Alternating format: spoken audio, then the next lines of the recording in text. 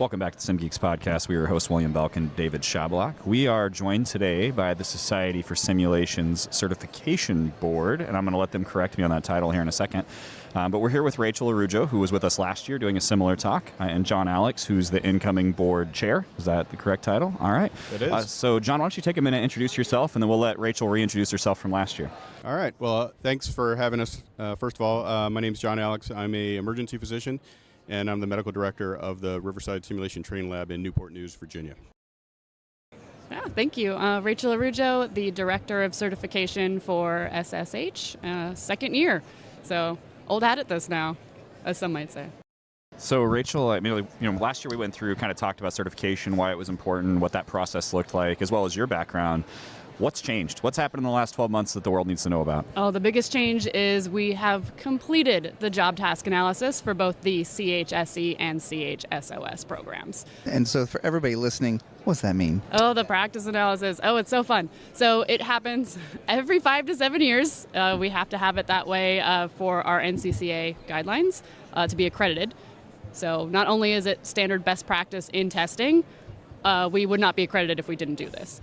SSH likes to be a gold star shining example of the certification world, so we make sure it happens every 5 years, just to make sure all new changes, fun things are captured. What we do is kind of interview all simulationists all over the world and ask them, what are the core elements of your practice? And we turn that into the blueprint for the exams. So we make sure that we're testing things that are up to date, that are relevant, and that reflect actual practice. And that's really important because it keeps everything current. Just like Rachel said, we're testing what people are actually doing, what's at the forefront. Healthcare, simulation, all this stuff changes so quickly, technology. And when you're talking about these exams, you really need to try and keep up. And so that's why something like this job analysis is so important. So like everybody hears that the blueprints changed. The blueprints changed. Oh my God, what are we going to do? It's so different now. So like it's all new, right? It's stuff you've never heard of, and it's super scary. Now you have new books you have to study, right? Oh, completely. Oh, yeah. Completely not. So we never start from scratch for the practice analysis. That would drive me insane. It would drive our testing vendor insane. It's not smart to start from scratch in any project, right? So we take the existing blueprint and work from there. What has changed? What is no longer relevant? What needs to be added that's new? And that's kind of an ongoing process. So if you were studying on the old blueprint, the new one, you're not going to see a lot of changes. You'll see we added a DE&I thing just to be kind of aware of it. It's very important. And then distance learning, we're all doing that. Everyone's already been doing it. It should have been on the blueprint, when COVID happened. So nothing new that they've never heard of and is super scary, I promise. But definitely all relevant content. So yeah, just like Rachel said, everything that you've been studying is the right stuff to study, but anything that's new on the front, on the forefront, particularly the DEI, which is really important, is included. So it's a lot of the stuff you already know, you're already studying, just with a few caveats. That's not going to make or break. So like if you're studying the old blueprint, you want to update, you want to look, but it's 90. I mean, I'm not going to make you a percentage. You're a numbers person, but it is a lot of the same content. So don't be scared of it. Just get out there and do it. And like I said last year when we talked, I am not a total jerk. So we're not going to front load the new exams with the new content. Like that would be cruel and unusual punishment. So you're not going to sit for your exam and have 50 distance learning questions. You might see one.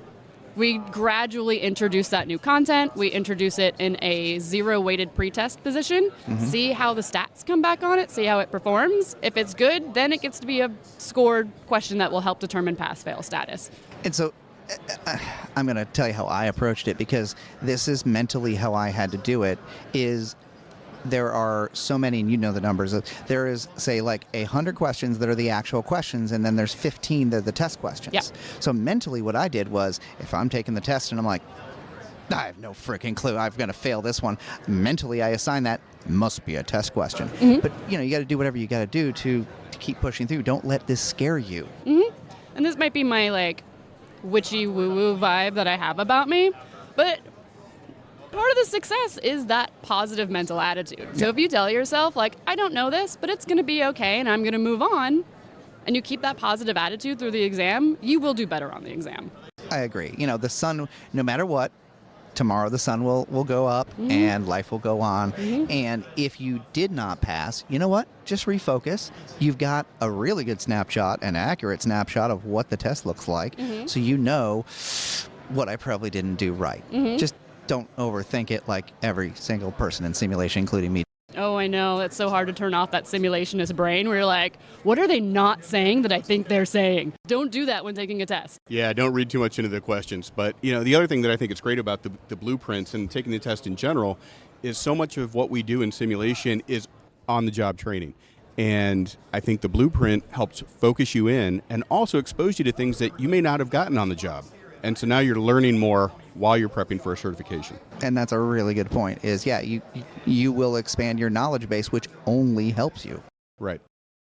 The major analysis behind us with the test changes kind of in play at this point, what are you guys looking to do next? What do we see for the next 12 months? Do we slowly adjust that test and see where it sits, or what's your next big project you guys are right on to? So I know I said I wasn't a total jerk, and now I'm taking it back. There are degrees of totality. The next project we'll be doing this February is our standard setting process. So right now we are not releasing scores for the exam that just launched yesterday. I just saw a post going, I have to wait 5 to 6 weeks. Oh my God. Yeah, right now you do. Yep. But it's a really beneficial and a really, really fun process. So what we do is we look at all of the candidate data, the impact data that comes in, how people performed on the items, and then we get a group of subject matter experts who are certified to go through each item and provide a difficulty rating to each item, how difficult they think each item is. And then we combine actual candidate data, difficulty data, find that midpoint, and we use that to determine the cut of the exam. So really important to get all that actual candidate data in when determining the pass point, because it's actual candidates that are taking the exam, right? So once we have that pass point established, we equate to that continuing forward for the next 5 forms over the next 5 years. So every time a new exam form is launched, it's equated to that point. So we make sure we have a standardized difficulty, no matter what form of the exam you see. So to break that down, if you're launching a new test question, and if everybody failed it, you'd want to know, we got to look at that, or why. And that's kind of what you're saying is you got to look at that and go, okay, 75% of people failed this question. Let's look at where, why, and how.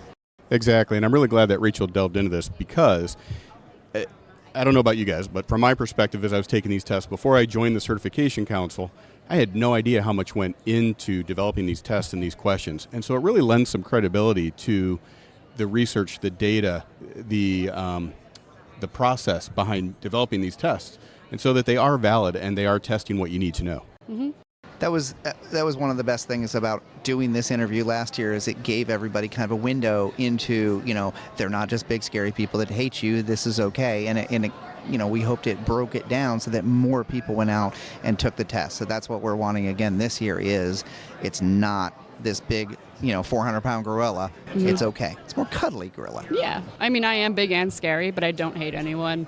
My passion is fairness in testing. If, we're looking into new things in our neurodivergent candidate population, and what can we allow people to have in test centers that were not allowed before, but could help, just gum or like a fidget thing or something to help people that, they're not using that to cheat, let them have it. Yeah, talking about the accommodations, that's something else we spend a lot of time discussing as a council to figure out what can be provided that isn't, giving anyone a leg up on the test. And there's a lot of options out there. There really are. I think it's important, too, for a lot of those, kind of remotely proctored exams. They make you take a picture of the whole room that you're in, and then if you look away from the computer for more than 3 seconds, they automatically fail you. And so having that understanding that not everybody works in that, and that just because I look somewhere else or just because I'm messing with something doesn't mean you're actually cheating. That might be your way of kind of getting through a stressful situation. So I think it's a great conversation. Yeah, absolutely. And we're definitely working with our vendor to, I don't want to say relax the standard or the remote proctoring, but to allow for more warnings, again, for the looking away from the screen, having the prompter prompt and say, hey, this is kind of triggering our systems, and not just auto close someone out for it. Absolutely. And that's another great option out there for folks that aren't aware. I mean, the remote testing is still relatively new, and it provides a unique opportunity for folks that can't get to a testing center. Maybe there isn't one conveniently located nearby. Yeah, I hear that a lot. Is that still available? It was just a COVID thing, right? Nope. It's all shut down. Nope. So that's still an option. Absolutely. Good. And that's not going away. I mean, while we're on that, what are the options? So, I mean, just go ahead and kind of recap that for those of us, that maybe didn't listen to the last episode. What options do people have as far as taking these computer-based tests or paper and pencil, or what events are they held at, all that kind of stuff? Yeah, we are past the age of paper and pencil, so no more paper pencil, no more Scantrons, no more, oh my God, did I bubble this in correctly, or if one line out is going to make it wrong. So it's only computer-based testing, and the two options are at a testing center, where you can go and do the check-in process, all that fun stuff, or live remote proctoring. So live remote proctoring could be anywhere, anytime that you can take it. But you do have to make sure that your computer requirements meet the requirements of our vendor. And they have checks, like if you sign up for a live remote proctoring exam, they'll send you all of the things to run the software on your computer. And if it's not working, if it's slow, if you're like, this is freaking me out, I can't do it, they will reschedule you at a regular testing center. So there's at least that moment of like, okay, this isn't working, we can do something else. It's not an automatic fail pass situation. Right, and it's given prior to the exam, like right when you register, so you have time to go through and make sure it works. And, if it doesn't work, maybe use an office computer somewhere. So where are we going from here? What's the next step? So we got the blueprint in. We're proving it. You're improving it. You're proving it. And what are some of the next steps? So lucky for me and my job, because this is easy now for me, we're in the maintenance phase for the certification exams. So the constant every year checking the stats on items, making sure they're good, replacing outdated ones with new ones, poor performing ones with better performing ones, like that just kind of happens year after year after year. The next practice analysis will be in the next 5 years. I think we'll start it in what? I don't want to think about it. Actually, scratch that. You just got done with one. No math in public. No, it's also a lot of travel for me because we take it international. So I have to travel all the way to Asia and then all the way to Europe and then all the way home. So I'm just not want to think about 18-hour flights right now. We're also looking into new programs now that I'm in maintenance phase. And I don't have to worry about the practice analysis. And the two programs that we're kind of focusing on right now, spoiler alert, is a director level. Good. Yeah. And a simulation researcher. Ooh. I know. Okay, you got to talk more about that. Research for simulationists is not research for everybody. It's not a blanket thing. And one of my favorite people, Kim Layton, bless her. Love the Kim. She's amazing. So she has pointed out several times of all the mistakes she has seen, but not someone who just doesn't know research. They just don't know research for sim and all the nuances there. And really what we're trying to do is we're not trying to tease out every single piece of what we do as simulationists, but there are big buckets, if you will, right? And director level administration, that is completely different than SOS or educator. And the research component is yet another level where we can get a little unique. Yeah, I like those two because I never thought of the researcher, but the director I want you to expand on, because that is another thing that, people get voluntold. And now you're a director. Okay, do all the director things. So do those things. So tell me about the director level one that you're thinking. What you can at this time. I know it's not ready yet. So, some of the things you want to capture are things that cross all the boundaries. So in the educator role, you study some of the administration. In the SOS role, you study some of the administration. But there's a lot more to it. There's budget. There's managing the C-suite. There's return on investment. There's all these things that really need to come together to make a sim center effective and successful. And I think those sustainable. are sustainable, right? So I think those are some of the things that we're hoping to look. Yes, and you brought up a great point of being voluntold. We've seen it so many times, like, oh, you're so good at, running the sim center, and now you're the director, congratulations. So we're looking at not only a standalone certification for those who have been doing it, but also we're kicking around the idea of ABCs, assessment-based credentials. That'll have an attachment of a learning module to it for the director level. So we'll have something of an education course like, hey, you got voluntold to be a director. Here's some things we can do to help you, and then you might get a little credential for completing that course. Nice. I shouldn't say little. I don't mean to diminutive. No. But, like, it's not a full-on master's PhD. Right. So it's this not is a full-on certification. something that is attainable and acquirable. You can actually do without, 20 years later, oh, I'm finally a director that I've been doing for 20 years. Yeah. So if somebody wants to, I know you're not ready for it, but if somebody were to say, ooh, I'd like to look into what I need to research, do you know of any resources out there that they could start looking at, or is that still being identified? It's still being identified. Okay. We're in complete survey mode and talking to the population out there. Very nice. But that being said, as the call for service comes out, or the call to certified individuals comes out to help with these surveys and help figure out what's important, that is a place where everyone can participate. And that's huge, because so right now, anybody that's listening that is a director doing best practices and doing a good job, when that call for service is, don't just ignore that. Jump in. Or you're a researcher and you're passionate about your research, look for these calls for service, because this is the future. It's coming. So you want to be a part of that. Absolutely. And if you have, we're all passionate about what we do. Yeah. We are here because we love this.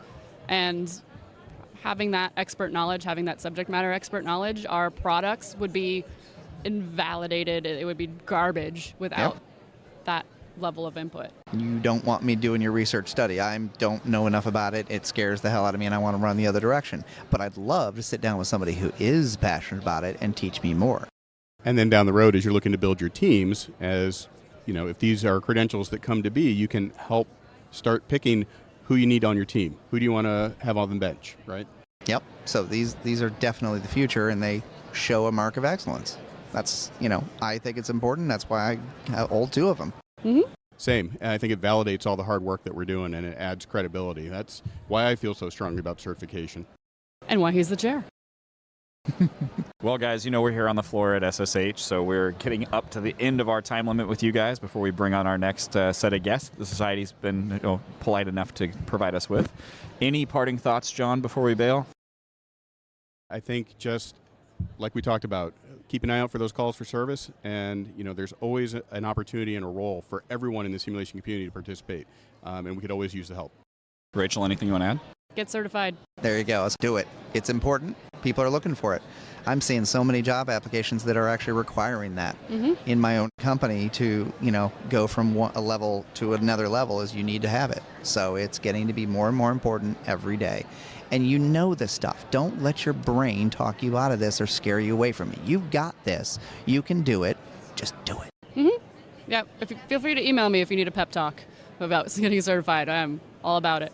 All right. Well, thank you guys so much for coming out. Thank you. Again, this 2024 IMSH in San Diego here on the exhibit hall. I'm William Belk. I'm David Schablock. All right. Thank you guys. Have a great day. Thanks, guys.